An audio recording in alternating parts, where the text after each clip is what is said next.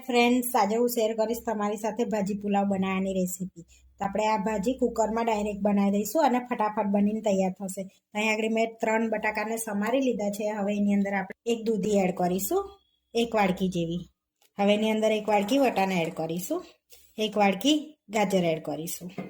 તો સૌથી પહેલા આપણે ભાજી બનાવી લઈશું. એની અંદર કોબી એડ કરીશું, સમારેલું 2 વાડકી જેવું. હવે આપણે શાકને પહેલા ધોઈ લઈશું પાણી એડ કરીને. તો સરસ એવું શાક ધોઈ લેવાનું છે આપણે. તો અહીંયા શાક ધોઈ લીધું છે. હવે બધું પાણી કાઢી લઈશું આપણે અંદરથી. હવે બધું પાણી કાઢી લીધું છે. હવે આપણે ભાજી વઘાર લઈશું. ભાજી વઘારતા પહેલાં આપણે કાશ્મીરી મરચાંની પેસ્ટ બનાવી લઈશું. તો અહીંયા આગળ મેં કાશ્મીરી મરચાંને 5 થી 10 મિનિટ પલાળી લીધા છે. હવે કાઢીને મિક્સરમાં એડ કરી દઈશું પાણીમાંથી. 2 ચમચી જેવું લસણ એડ કરીશું. થોડુંક પાણી એડ કરી દઈશું અને પીસી લઈશું આપણે. હવે આપણે મરચાંની પેસ્ટ બનાવી લીધી છે. હવે આ રીતની પેસ્ટ બનાવી છે તો ભાજી બનાવી લઈશું આપણે. હવે ભાજી બનાવવા આપણે થોડુંક તેલ લઈ લઈશું પહેલાં. અહીંયા 2 પરી મેં તેલ લીધું છે. 2 ચમચી બટર લઈશું આપણે. બટર મેલ્ટ થઈ ગયું છે તો હવે જીરું એડ કરીશું 1 ચમચી. થોડી હિંગ એડ કરીશું. હવે બધું મિક્સ કરી લઈશું. હવે એની અંદર 1 ઝીણી કટ કરેલી ડુંગળી એડ કરીશું. હવે એને શેકી લઈશું આપણે. હવે 2 મિનિટ સુધી આપણે ડુંગળીને શેકી લઈશું. હવે આપણે ડુંગળી 2 મિનિટ શેકી લીધી છે. હવે કેપ્સિકમ એડ કરીશું એકવાર, એને બી શેકી લઈશું. હવે આપણું કેપ્સિકમ બી શેકાઈ ગયું છે તો 1 વાડકી ટામેટું એડ કરીશું. હવે એને બી આપણે શેકી લઈશું જ્યાં સુધી સોફ્ટ ના થાય ત્યાં સુધી. હવે આપણા ટામેટા બી સોફ્ટ થઈ ગયા છે. હવે આપણે એની અંદર મસાલા કરી લઈશું. થોડી હળદર એડ કરીશું, થોડું લાલ મરચું એડ કરીશું, 1 ચમચી ધાણા જીરું પાવડર એડ કરીશું, 2 ચમચી પાવભાજી મસાલો એડ કરીશું. હવે 2 ચમચી આપણે જે પેસ્ટ બનાવી હતી ને એ એડ કરીશું. એથી ટેસ્ટ બહુ સારો આવે છે અંદર આ રીતે. હવે મિક્સ કરી લઈશું આપણે બધું અને 1 ચમચી ગરમ મસાલો એડ કરીશું. હવે બધું મિક્સ કરી લઈશું આપણે. હવે જે વેજીટેબલ ધોયા હતા ને એ એડ કરી દઈશું બધા અંદર આપણે. હવે 2 ગ્લાસ પાણી એડ કરીશું આપણે. હવે મિક્સ કરી લઈશું ને પછી 1 ગ્લાસ એડ કરીશું પહેલાં. હવે બીજો અડધો ગ્લાસ જ એડ કરીશું આપણે. તો 1.5 ગ્લાસ એડ કરે છે. પછી આપણે મેશ કરીશું ને તારે બીજું એડ કરી દઈશું. આ રીતે ભાજી બનાવવાથી ફટાફટ આપણી ભાજી બની જાય છે. હવે સ્વાદ પ્રમાણે મીઠું એડ કરીશું આપણે. અહીંયા આગળ 2 નાની ચમચી મેં મીઠું એડ કરું છું. હવે મિક્સ કરી લઈશું. આપણે કુકરનું ઢાંકણ ઢાંકી અને 3 વિસલ વગાડી લઈશું. હવે આપણે 3 થી 4 વિસલ વાગી ગઈ છે તો ચેક કરી લઈશું હવા કાઢીને. હવે ચેક કરી લઈશું. મેસરથી મેશ કરી લઈશું આપણે એને. એક રસ થઈ જાય ને એવું મેશ કરી લેવાનું છે. બધું આપણું કૂક થઈ ગયું છે તો પાવભાજીને મેસરથી મેશ કરી લેવાનું. ભાજીને મેશ કરી લીધી છે તો જોઈ શકો છો એક રસ થઈ ગઈ છે. હવે આપણે ફરી એને ગેસ પર ચલાવીશું. 10 મિનિટ માટે આપણે એને કૂક થવા દઈશું ફરી. હવે 1 ચમચી જેવા ધાણા એડ કરીશું આપણે. હવે આપણે મિક્સ કરી લઈશું એને અને થોડીક થીક થવા દઈશું. 1 ચમચી ઉપરથી આપણે બીજું બટર એડ કરીશું જેથી ટેસ્ટ સારો આવશે. મિક્સ કરી લઈશું. તો જોઈ શકો છો આપણી સરસ 10 મિનિટ કૂક થઈ ગઈ છે. સરસ થીક ભાજી થઈ ગઈ છે. હવે આપણે પુલાવ બનાવી લઈશું.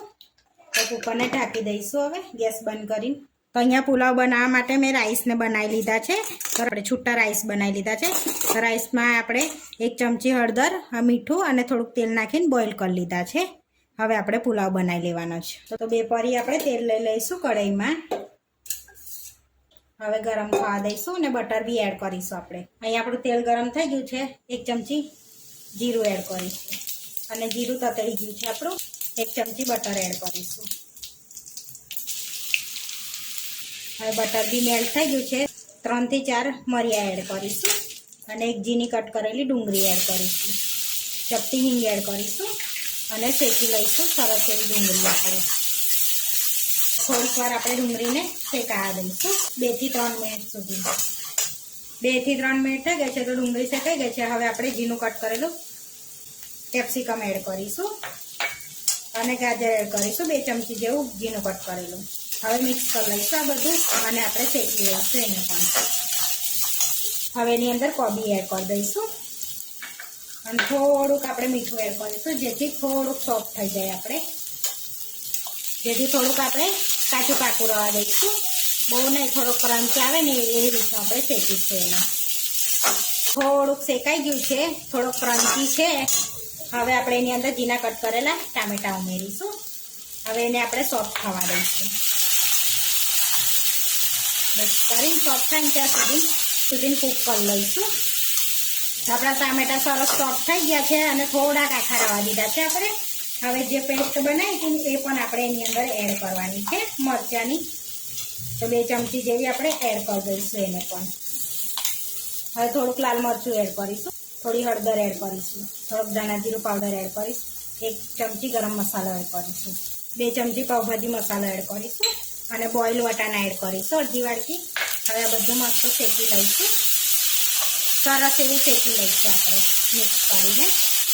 હવે આપણા મસાલા ના બને એના માટે આપણે 1 ચમચી જેવું પાણી એડ કરીશું અને મિક્સ કરી લઈશું આપણે આ રીતે.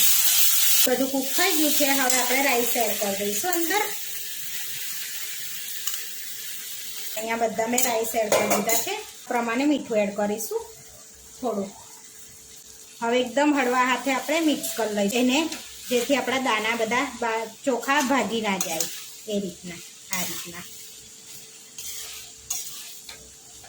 હવે આપણે બધું મિક્સ કરી લીધું છે. 2 ચમચી ધાણા એડ કરીશું. હવે મિક્સ કરી લઈશું ફરી આપણે. તો જોઈ શકો છો આપણે એક બી દાણા ભાગી નાખી, જેમ તૂટી જાય અમુક વાર આપણે, એટલે ધીરે ધીરે આપણે મિક્સ કરવાનું જ છે ખાલી. આપણો પુલાવ બનીને રેડી થઈ ગયો છે. તો હવે આપણે સર્વ કરી લઈશું એને. હવે આપણે સર્વ કરી લઈશું. તો અહીંયા પ્લેટ લઈ લીધી છે. હવે પ્લેટમાં આપણે ભાજી લઈ લઈશું. હવે ડુંગળીનું સલાડ લઈ લઈશું આપણે, લીંબુ લઈ લઈશું, આપણે પુલાવને લઈ લઈશું. હવે એડ કરીશું ઉપર થોડાક ધાણા આપણે આ રીતે. તો આપણો ભાજી પુલાવ બનીને રેડી થઈ ગયો છે. આવા વિડીયો જોવા માટે મારી ચેનલને સબસ્ક્રાઈબ કરો, લાઈક કરો અને શેર કરો અને તમે જરૂરથી ટ્રાય કરો. ફરી મળીશું નવા વિડીયોમાં અને કોમેન્ટ કરીને જરૂરથી જણાવજો કે તમને આ મારી રેસીપી કેવી લાગી.